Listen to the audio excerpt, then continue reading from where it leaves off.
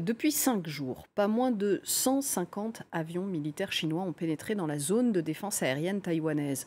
La présidente de Taïwan a rédigé une tribune publiée ce mardi dans la revue Foreign Affairs, dans laquelle elle alerte le monde sur les conséquences qu'aurait une invasion de Taïwan par la Chine. Pékin ne cache pas ses ambitions de récupérer l'île, ses menaces. On en parle avec notre invité, Stéphane Corcuf, chercheur à l'Institut d'Asie orientale, au Centre d'études français sur la Chine contemporaine, spécialiste de Taïwan. Bonjour à vous. Ces incursions de l'aviation chinoise, elles ne sont pas nouvelles, mais elles s'accélèrent, le rythme de ces incursions s'accélère. Est-ce que cela est dû à la rivalité de la Chine avec les États-Unis dans la zone, à l'intransigeance de la présidente taïwanaise sur l'indépendance de l'île, ou un peu de tout ça?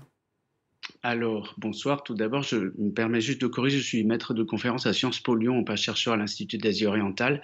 Alors, il y a un petit peu de tout ça, sauf que n'emploierai pas le mot intransigeance de la part de la présidente taïwanaise, parce qu'elle est présidente d'une démocratie qui l'élit par le suffrage universel direct et qui est un régime souverain, donc elle défend la souveraineté du régime.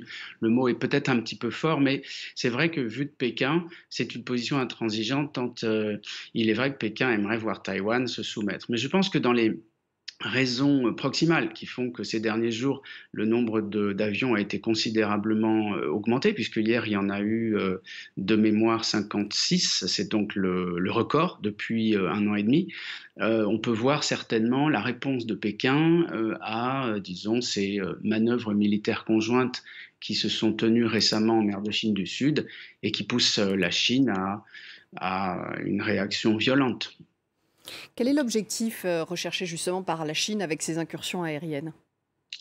Alors beaucoup d'observateurs, y compris un peu ceux de la dernière heure qui s'intéressent à Taïwan parce que tout d'un coup la température monte, vont y voir la préparation d'un conflit. En fait, c'est sans doute beaucoup plus compliqué dans la mesure où la situation géopolitique n'est pas favorable à la Chine et elle l'est sans doute de moins en moins dans la mesure où les États-Unis sont de plus en plus précis, clairs, pointus sur leur soutien à Taïwan en cas d'une attaque chinoise qui serait, disons, déclenchée par la Chine et pas par une action taïwanaise qui aurait tendance disons, déstabiliser le détroit. Voilà.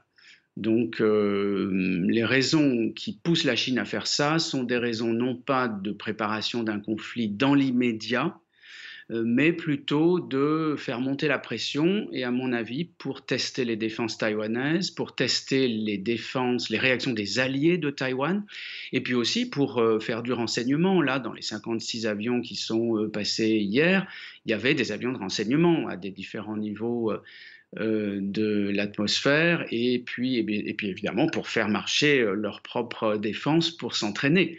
Donc il y a toutes ces raisons. Mais si le niveau de tension monte, c'est aussi du fait du changement considérable dans la balance géopolitique qui a lieu en Asie et face à la Chine notamment depuis le début du déclenchement de la crise Covid. C'est-à-dire que les Américains ont compris que la Chine avait caché, avait menti, avait manipulé, et ça a extraordinairement écorné une image qui était déjà pas très bonne depuis, vous vous en rappelez, le lancement du conflit commercial sous l'ère Trump. Pour revenir sur ce que vous disiez précédemment sur le fait que la Chine testait les alliés de Taïwan, la réaction des alliés de Taïwan. Lorsque la présidente Tsai Ing-wen, la présidente taïwanaise, publie cette tribune dans Foreign Affairs où elle dit toutes les conséquences qu'aurait la chute finalement de Taïwan aux mains de la Chine, elle teste elle aussi la réaction des éventuels alliés qui pourraient lui prêter main forte, les États-Unis, l'Australie? Je pense que si elle teste, je pense qu'elle envoie plutôt un message, on peut appeler ça tester, mais plutôt les États-Unis, plutôt l'Europe, je pense, que les États-Unis. Car les États-Unis, en fait, sont très au courant du discours qu'elle distille, qu'elle construit cet article, je l'ai lu ce matin.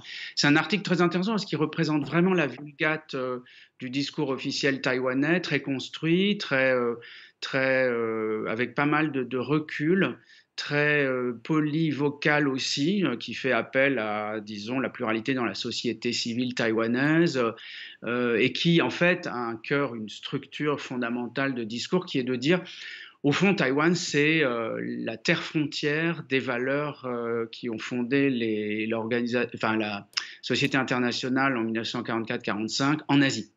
Et donc, si ce bastion tombe, on est tous mal, pour des raisons économiques, technologiques, politiques, géopolitiques, et c'est un petit peu le discours. Donc, je pense qu'elle ne va pas tester les États-Unis, parce que là, les États-Unis sont clairement remontés contre la Chine et décidés à bloquer la Chine dans sa tentative d'intimidation. Mais sans doute s'adresse-t-elle plutôt à des démocraties européennes qui sont un petit peu plus timides, et notamment on le voit sur la question de l'Indo-Pacifique. Merci beaucoup Stéphane Corcuff pour votre éclairage sur France 24.